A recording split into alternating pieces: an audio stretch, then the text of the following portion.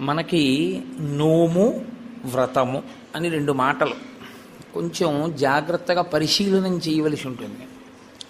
నోము అన్న మాట స్త్రీలకి సంబంధించి ఉంటుంది సాధారణంగా. వ్రతము అన్న మాట దంపతులకు సంబంధించి ఉంటుంది. దంపతులకు సంబంధించి ఉంటుంది కాబట్టి వివాహానంతరము మాత్రమే వ్రతములు ఉంటాయి. నోములు వివాహపూర్వము ఉంటాయి, వివాహానంతరము ఉంటాయి. వివాహపూర్వము నోము చేసుకునే ముందు దాని ఫలసిద్ధికి చేయవలసినది ఏది అంటే ఆడపిల్ల తల్లిదండ్రులకు నమస్కరించి తండ్రి గారి అనుమతి తీసుకుని నోము చేయాలి. వివాహానంతరము ఆడపిల్ల నోము చేస్తే భర్త గారి పాదములకు నమస్కరించి భర్త అనుమతి తీసుకుని చెయ్యాలి. స్కాంద పురాణంలో దీని మీద ఒక పెద్ద ఆఖ్యానం ఒకటి ఉంది. ఒక వ్యక్తికి ఇద్దరు